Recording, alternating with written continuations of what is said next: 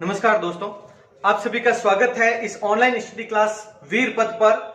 आज का वीडियो थोड़ा लेट आया है, 2 दिन वीडियो नहीं अपलोड हो सका क्योंकि आपको जो मैंने बताया था पिछले वीडियो इंदिरा गांधी नहर परियोजना में कि हम नियमित टेस्ट सीरीज शुरू कर रहे हैं, उससे संबंधित काम है वो कंप्लीट हो गया है और कल तक इसके बारे में कंप्लीट सूचना है वो व्हाट्सएप ग्रुप में मिल जाएगी और व्हाट्सएप ग्रुप में ही एक अलग डेली टेस्ट सीरीज चलेगी जो अभी 1-2 चैप्टर कंप्लीट होने के बाद में साप्ताहिक या 10 दिन में जो एक टेस्ट होता है यूट्यूब पर वो तो चलेगा जैसा हमेशा चलता आ रहा है। 5वां टेस्ट है वो होने वाला है, ये सिंचाई परियोजना कंप्लीट होने के बाद में वो तो चलेगा ही, लेकिन उसके अलावा डेली टेस्ट सीरीज है वो वीरपथ के ऑफिशियल ग्रुप में वो चलेगी व्हाट्सएप ग्रुप में। तो और उसमें जुड़ना है तो पूरी प्रक्रिया उसमें बताई गई है, नहीं देखा तो वो देख लेना। इंदिरा गांधी नहर परियोजना का जो पिछला वीडियो है जस्ट वो देख लेना। आज हम सिंचाई परियोजना का तीसरा पार्ट लेकर आए हैं। पहले पार्ट में हम विभिन्न सिंचाई परियोजनाओं के बारे में और ये सामान्य जानकारी कर चुके हैं और उसके बाद में पिछले वीडियो में इंदिरा गांधी नहर के बारे में आज कुछ अति महत्वपूर्ण सिंचाई परियोजनाओं के बारे में बात करते हैं। तो शुरू करते हैं आज का चैप्टर। तो आज है भाखड़ा नांगल बांध परियोजना। भाखड़ा नांगल बांध परियोजना कहां पर है, क्या है विशेषता, एक एक पॉइंट देखें आप। यह देश की सबसे बड़ी बहुउद्देशीय नदी घाटी परियोजना है। बहुउद्देशीय नदी घाटी परियोजना, सबसे पहले तो ये देखो बहुउद्देशीय क्या है। बहुउद्देशीय का अर्थ होता है कोई भी ऐसी परियोजना जिसका एक से ज्यादा उद्देश्य हो, जैसे कि ज्यादातर कोई भी सिंचाई, नाम क्या आ गया सिंचाई परियोजना, तो सिर्फ सिंचाई के लिए शुरू होती है, लेकिन ये एक बहुउद्देशीय परियोजना है। मतलब इसमें सिंचाई भी आ जाती है, इसमें पेयजल भी हो जाता है, इसमें विद्युत उत्पादन भी हो जाता है, इससे पर्यटन भी बढ़ावा मिलता है, इससे अन्य रोजगार भी उपलब्ध होते हैं। यानी एक से ज्यादा उद्देश्य के लिए, मछली उत्पादन से संबंधित भी है, तो कुल मिलाकर एक से ज्यादा उद्देश्य के लिए प्रारंभ की गई योजना बहुउद्देशीय परियोजना कहलाती है। तो ये देश की सबसे बड़ी बहुउद्देशीय नदी घाटी परियोजना है, ध्यान रखना, इंपॉर्टेंट पॉइंट है बहुत। देश की सबसे बड़ी बहुउद्देशीय परियोजना भाखड़ा नांगल बांध परियोजना। उसके बाद में किस नदी पर है, सतलज नदी पर। ये सतलज नदी जरिए बना दी है, अभी बताई जाएगी किस तरह से, कहां पर है, पूरा यहां पर मैप पर बताया जाएगा आपको। तो ये सतलज नदी है, तो यहां पर इस सतलज नदी पर स्थित है और इसमें राजस्थान, पंजाब, हरियाणा, राजस्थान, पंजाब और हरियाणा इन 3 राज्यों की संयुक्त परियोजना है। राजस्थान, पंजाब, हरियाणा, तीनों नाम जरूर याद रखना, ऐसे क्वेश्चन बहुत ज्यादा पूछे जाते हैं एग्जाम में। इन तीनों की संयुक्त परियोजना। अब विद्युत उत्पादन से संबंधित है तो कितना है, तो 1493 मेगावाट बिजली उत्पादित होती है इस परियोजना से। इस परियोजना से कितनी बिजली, 1493 मेगावाट। इसमें से राजस्थान का हिस्सा कितना, 227.32 मेगावाट। यानी राजस्थान का इस परियोजना में हिस्सा है 15.22%। ध्यान रखना, ये 15.22% हिस्सा राजस्थान का है, ध्यान रखिए, महत्वपूर्ण है, ध्यान रखना। अब क्योंकि सीधा सा प्रश्न पूछा जाता है भाखड़ा नांगल बांध परियोजना में राजस्थान का हिस्सा कितना, 15.22%। बस अब इस परियोजना का सर्वप्रथम विचार, सबसे पहले विचार किसने किया, तो तत्कालीन गवर्नर, लेफ्टिनेंट गवर्नर थे sir Louis Dane. Sir Louis Dane ने 1908 में दिया, विचार किया था। हालांकि वहां पर निर्माण कार्य वगैरह कोई भी कार्य प्रारंभ नहीं हुआ, विचार दिया कि ऐसा करने की योजना है। फिर इस परियोजना की शुरुआत आजादी के बाद हुई। इसकी शुरुआत 1948 में हो गई। सतलज नदी पर 2 बांध बनाकर शुरुआत की गई। 2 बांध बनाए गए, भाखड़ा बांध और नांगल बांध। भाखड़ा बांध है हिमाचल प्रदेश में, भाखड़ा बांध हिमाचल प्रदेश, ध्यान रखें, और नांगल बांध पंजाब, रोपड़ क्षेत्र पंजाब है, गांव का नाम भी नांगल ही है। नांगल बांध पंजाब में और भाखड़ा बांध हिमाचल प्रदेश। ये 2 बांध बनाकर शुरुआत की गई। अब इन दोनों बांधों के बारे में डिटेल करना बहुत जरूरी है क्योंकि इन्हीं पर पूरी तरह से डिपेंड है भाखड़ा नांगल बांध परियोजना। इन दोनों बांध के बारे में कंप्लीट डिटेल कर ली तो ये अपने आप हो जाएगा ऑटोमेटिक। तो पहले तो ये नोट कर लें आराम से, फिर शुरू करते हैं हम इन दोनों बांध के बारे में डिटेल। नेक्स्ट भाखड़ा बांध, दोनों बांधों के बारे में, भाखड़ा व नांगल दोनों बांधों के बारे में चर्चा कर लेते हैं। तो सबसे पहले भाखड़ा बांध कहां पर है? हिमाचल प्रदेश। इसकी लंबाई 518 मीटर चौड़ और ऊंचाई, चौड़ाई इसमें आवश्यक नहीं इतना, और ऊंचाई महत्वपूर्ण है, ध्यान रखना, लंबाई से ज्यादा महत्वपूर्ण इसमें ऊंचाई है 226 मीटर। अब ऊंचाई इसकी महत्वपूर्ण क्यों है? क्योंकि यह भारत का दूसरा सबसे ऊंचा बांध है। यह भारत का दूसरा सबसे ऊंचा बांध है भाखड़ा बांध। पहला बांध कौन सा? अगर ऐसा आता है तो वो ध्यान रखें, पहला बांध है टिहरी बांध। टिहरी बांध है वो, ये है 226, तो वो है 260 मीटर और वो है उत्तराखंड में और भागीरथी नदी पर। भागीरथी नदी पर उत्तराखंड में स्थित टिहरी बांध की ऊंचाई 260 मीटर है और वो भारत का सबसे ऊंचा बांध है। और दूसरे नंबर का कौन सा है? भाखड़ा बांध। अब देखो नेक्स्ट है, इसकी औपचारिक आधारशिला कब रखी गई, कब इसका निर्माण कार्य प्रारंभ हुआ, वो एक और चीज देख लेना। वैसे तो ये भारत का दूसरा ऊंचा बांध है, लेकिन अगर गुरुत्व की दृष्टि से देखा जाए, एक बार ये ऑप्शन में आया हुआ भी था कि गुरुत्वीय दृष्टि से सबसे ऊंचा बांध कौन सा है, तो वो भाखड़ा बांध है गुरुत्वीय दृष्टि से। बस इतना सा ध्यान रखना, ये शब्द अगर आ जाए गुरुत्वीय दृष्टि से, जो गुरुत्वीय बल हम पढ़ते हैं वही उसी से संबंधित है, उस दृष्टि से पहले नंबर पर है ये, इतना सा देख लेना। अगर बाई चांस ये शब्द आपके क्वेश्चन में आ जाए तो ये पहला करना है। आगे देखो आप, वैसे इसका निर्माण कार्य 1948 में शुरू हो गया था निर्माण, और उससे पहले भी 1944 में पंजाब के उस समय के राजस्व मंत्री से थे श्री छोटू राम, उन्होंने भी पंजाब के तत्कालीन राजा से बात की 1944 में और इससे संबंधित समझौता हुआ उन दोनों के बीच में। 1945 में कुछ औपचारिकताएं की गई और धीरे धीरे चलते हुए 1948 में इसका निर्माण का कार्य प्रारंभ हो गया। और इसकी औपचारिक आधारशिला है, इसके निर्माण कार्य की औपचारिक आधारशिला वो 17 नवंबर 1955 को पंडित जवाहरलाल नेहरू द्वारा रखी गई। यह है इसकी औपचारिक आधारशिला। अब निर्माण कार्य की बात करें पूरा होने की, तो अक्टूबर 1962 में इसका निर्माण कार्य पूरा हुआ। किसके निर्देशन में? अमेरिका का एक बांधकर्ता, बांध निर्माता, इंजीनियर था हार्वे स्लोकैम।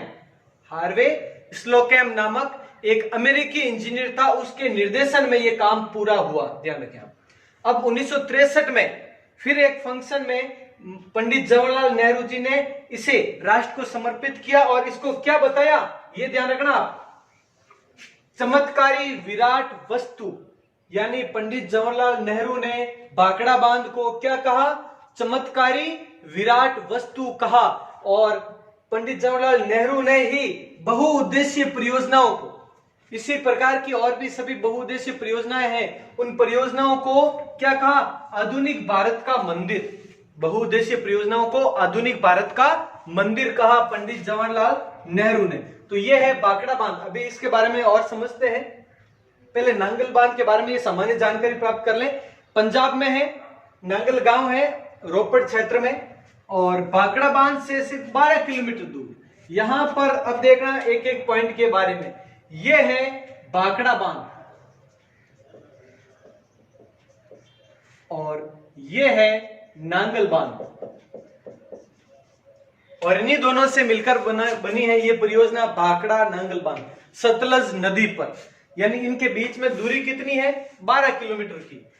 और 1952 में इसका निर्माण कार्य है वो प्रारंभ हुआ था नांगल बांध। इसकी कुल लंबाई 340.8 मीटर और ऊंचाई, विशेष ध्यान रखना आप, 29 मीटर। इसकी ऊंचाई कितनी है? 29 मीटर, इससे बहुत छोटा है। इस पर 2 नहरें निकाली गई है, 2 प्रमुख नहरें देखो, बिस्ट दोआब नहर। बिस्ट दोआब नहर है वो सिर्फ पंजाब में ही है। पंजाब के लिए जल आपूर्ति करने का कार्य कौन करती है? बिस्ट दोआब नहर। और भाखड़ा नहर है वो पंजाब में तो है ही, उसके अलावा पंजाब, हरियाणा, राजस्थान, पंजाब, हरियाणा, राजस्थान, ये इन तीनों राज्यों में जलापूर्ति करती है, उस पर फिर विद्युत वगैरह बनाई जाती है। भाखड़ा नहर, ध्यान रखना। अब भाखड़ा नहर किस पर? नागल बांध पर। यह भी कंफ्यूज नहीं होना है, भाखड़ा नहर तो भाखड़ा बांध, ऐसा नहीं है। भाखड़ा नहर नागल बांध से निकलती है। किस प्रकार से, वो देखें आप इधर। सबसे पहले तो सतलज नदी के बारे में देख लें। सतलज नदी का उद्गम क्षेत्र है वो तिब्बत से है। तिब्बत में एक राक्षस ताल है, वहां से उद्गम होता है। और फिर एक सिपिकला दर्रा है हिमाचल प्रदेश में।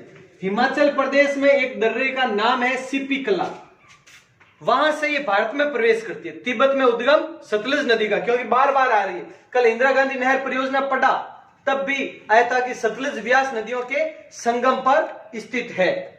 अब देखें इसमें नेक्स्ट पॉइंट में, यहां पर सतलज नदी के बारे में, व्यास नदी के बारे में थोड़ा मैं बता दूं ताकि ये क्लियर हो जाए आपकी। फिर हिमाचल प्रदेश में प्रवेश करने के बाद में ये आ गया था। यहां पर एक है गोविंद सागर जलाशय, ध्यान रखना, बहुत महत्वपूर्ण है ये। यहां पर है गोविंद सागर जलाशय या झील, ये भारत की सबसे बड़ी कृत्रिम झील है, ध्यान रखना। गोविंद सागर जलाशय या गोविंद सागर झील यहां पर है। आप मैप पर देखना, गूगल मैप होता है सबके मोबाइल में है, तो उस पर आप भाखड़ा बांध ये सर्च करके देखना। उसके पास में यहां पर इस जगह पर इतना ये बड़ा जलाशय पानी दिखेगा आपको। उस मैप में भी पानी की आकृति है वो दिखेगी ऐसे आकार में, ऐसे रंग का, यानी वो है पूरा का पूरा क्या है। वहां पे नाम भी देखोगे आप, गोविंद सागर जलाशय, और इसके बिल्कुल पास में इधर आप देखोगे क्या, भाखड़ा बांध। और भाखड़ा से कुछ दूरी पर यहां पर देखोगे आप नांगल बांध। तो यहां पर देख लेना, ये गोविंद सागर है, इसके बाद में यहां पर भाखड़ा है, फिर है नांगल, और इन्हीं दोनों बांधों पर ये कंप्लीट हुई। तो नांगल बांध पर एक तो नहर जाती है बिस्ट दोआब नहर, जो कि सिर्फ पंजाब तक है। एक इसी नांगल बांध पर एक भाखड़ा बांध, भाखड़ा नहर, इस तरह से ये भाखड़ा नहर, जो कि पंजाब के साथ में हरियाणा, और हरियाणा से फिर राजस्थान यहां पर है। अब राजस्थान के कौन से क्षेत्र में इसका पानी है वो होता है, तो वो ध्यान रखें, उत्तरी राजस्थान ये क्षेत्र है। इस क्षेत्र में इसमें सिक्कर का थोड़ा सा भाग है, झुंझुनू है, चूरू है, हनुमानगढ़ है और गंगानगर है। ये क्षेत्र विशेष यहाँ पे हनुमानगढ़, चूरू, सिक्कर वगैरह ये इन तीनों में ज्यादा है। फिर झुंझुनू और गंगानगर का भाग भी आता है इसमें। तो ये क्षेत्र यानी उत्तरी राजस्थान से संबंधित है ये भी। अब ये हो गई भाखड़ा नहर जो कि नांगल से निकलती है, और ये है भाखड़ा नांगल बांध परियोजना। अब देखना आप, यहां पर इस जगह पर है एक हिमाचल प्रदेश में ही व्यास कुंड, नाम क्या है, व्यास कुंड। वहां से व्यास नदी का उद्गम होता है। हिमाचल प्रदेश में ही व्यास कुंड से व्यास नदी का उद्गम होता है, यहां से इस तरह से, और फिर ये आकर फिर इस स्थान पर मिलती है सतलज नदी से। और ये जो स्थान है वो पंजाब के फिरोजपुर में है, और एग्जैक्ट स्थान का नाम है हरिके बैराज, जो कि पिछले वीडियो में हमने इंदिरा गांधी नहर परियोजना पढ़ी, और जो जिन्होंने देखी उनको याद आ चुका है कि कब कहां क्या पढ़ा हमने। तो यहां पर हमने पढ़ा था हरिके बैराज, और हरिके बैराज बांध भी है, कहां पर है, व्यास और सतलज नदियों के संगम पर। और इसी प्रकार की आकृति हमने पिछले वीडियो में भी देखी थी, पढ़ी थी। तो यह है हरिके बैराज बांध, यहां पर ये व्यास नदी मिलती है इसमें, और यहीं से इंदिरा गांधी नहर का उद्गम होता है इस तरीके से। तो पिछले वीडियो का ये था और इसका ये, और जो अभी और बता रहे हैं इसके आगे भाखड़ा नांगल बांध परियोजना के आगे जो बता रहे हैं व्यास परियोजना, उससे संबंधित भी थोड़ा सा इतना सा बता दूं कि व्यास नदी पर ही व्यास नदी पर दो बांध बनाए गए, पोंग व पंडोह। ये दो बांध बनाकर व्यास नदी परियोजना प्रारंभ की गई। उसके बारे में अब भी हम चर्चा करते हैं। पहले स्क्रीनशॉट ले लें और आराम से नोट कर लें ये सब। अब पढ़ लेते हैं व्यास परियोजना के बारे में। तो ध्यान से समझना, व्यास परियोजना। अभी अभी हमने ये भाखड़ा नांगल परियोजना पढ़ी, अब यहाँ पर व्यास परियोजना। ये व्यास नदी पर स्थित है, क्लियर पहली बात तो। और ये हिमाचल प्रदेश, पहले इधर हिमाचल प्रदेश है ये, तो वहां पर पंजाब और हरियाणा राजस्थान, हिमाचल प्रदेश पंजाब हरियाणा राजस्थान, ये इन 4 राज्यों की संयुक्त परियोजना है, चारों की। पिछली परियोजना है वो इन 3 की थी, ये इन चारों की है। यह परियोजना 2 चरणों में कंप्लीट हुई। दोनों चरण कौन से हैं, ध्यान रखें। पहला पंडोह बांध, एक पंडोह बांध बनाया गया, ये यहां पर है पंडोह बांध, यहां पर है पौंग बांध, ये दोनों जगह पर। तो पंडोह बांध कहां पर है, हिमाचल प्रदेश में मंडी जिला है, मंडी नामक स्थान है वहां पर। तो हिमाचल प्रदेश के मंडी क्षेत्र में पंडोह बांध है और इसकी ऊंचाई कितनी, 76 मीटर, 76 मीटर इसकी ऊंचाई है और ये हिमाचल प्रदेश में। इसके तहत देहर नामक स्थान, जो कि हिमाचल प्रदेश में ही है, में 990 मेगावाट बिजली उत्पादित की जाती है। यहां पर विद्युत गृह स्थापित है देहर में, यहां पर देहर नामक स्थान पर विद्युत गृह स्थापित है जहां 990 मेगावाट बिजली उत्पादित की जाती है, जिसमें से राजस्थान का हिस्सा कितना है, 20%। और 990 का 20% निकालते हैं तो कितना होता है, 198 मेगावाट। यहां पर सतलुज व्यास लिंक नहर स्थित है। अब क्या है, कैसे, वो देखना इस लिंक नहर के बारे में। ये व्यास नदी और ये सतलुज नदी। व्यास नदी का फाइनली पानी तो वैसे भी सतलुज में ही जाना है। तो यहां पर पंडोह बांध और इस जगह पर हमने पढ़ा था ये भाखड़ा बांध, भाखड़ा नांगल परियोजना है, उसमें अभी अभी हमने ये पढ़ा था। यहां पर इस स्थान पर भाखड़ा और इस स्थान पर पंडोह, और इन दोनों के बीच में एक लिंक चैनल निकाला गया, तो यही सतलुज लिंक चैनल भी कहलाता है, व्यास सतलुज लिंक नहर भी कहलाती है ये। तो ये बीच में पंडोह बांध से लगाकर भाखड़ा, ये भी मैं आपको यहां पे बता दूं, पंडोह से भाखड़ा ये लिंक नहर है। यहां पे पंडोह बांध से लगाकर भाखड़ा बांध के मध्य लिंक चैनल निकाला गया, ये पानी की आपूर्ति के लिए। तो ये हो गया सतलुज व्यास लिंक नहर।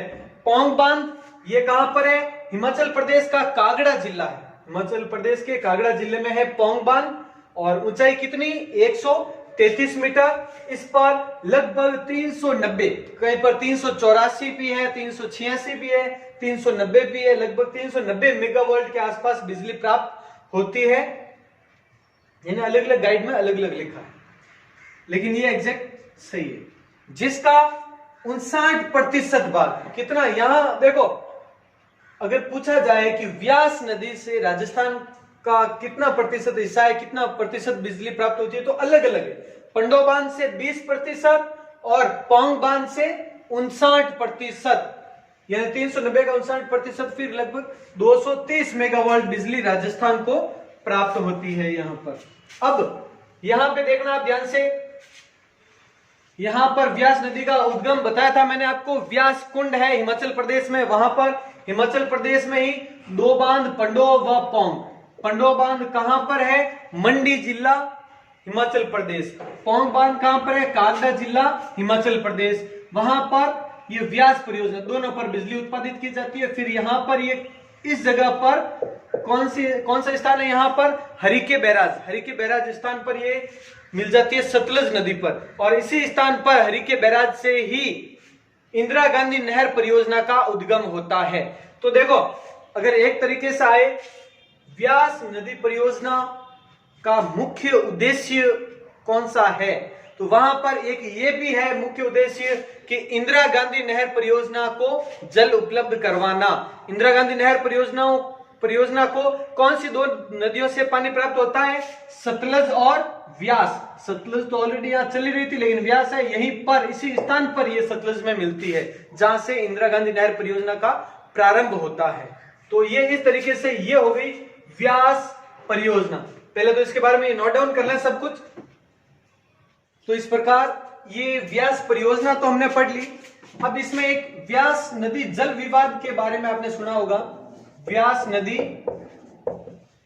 जल विवाद या फिर रावी व्यास जल विवाद के बारे में आपने सुना होगा। तो उसके बारे में थोड़ी सी चर्चा कर लेते हैं, क्या है, क्योंकि पूछा जाता है किस आयोग के द्वारा ये विवाद है, उसका समझौता करवाया गया, जो भी है। तो ध्यान से समझे, ये इन 3 जिलों के मध्य यह विवाद, इन 3 पंजाब, हरियाणा, राजस्थान, इनके बीच में ये विवाद उत्पन्न हुआ इसके जल को लेकर, इन नदियों के व्यास, विशेष रूप से इस नदी के जल के लिए कि ये किसका कितना भाग रहेगा उससे संबंधित वगैरह। तो सबसे पहला समझौता इसमें देखो, सबसे प्रथम समझौता 1955 में हुआ, सबसे प्रथम 1955 में। उसके बाद में 1981 में एक और समझौता हुआ। 1955 का पूछा जाता है कई बार कि व्यास नदी या रावी व्यास नदी जल विवाद से संबंधित प्रथम समझौता कब हुआ? 1955 में। उसके बाद में 1981 में भी हुआ। अब 1985 में ये दोनों देखो, 55 में समझौता होने के बाद में थोड़ा बहुत मनमुटाव हुआ, फिर समझौता करवा दिया गया 1981 में, और 1985 में पुनः विवाद हो गया, बड़ा विवाद हो गया, जिसके कारण इन नदियों को बाधित किया जाने लगा। अब क्या हुआ इसके आगे वो देखें आप। 1985 तक तो क्लियर था यहां पर, लेकिन उसके बाद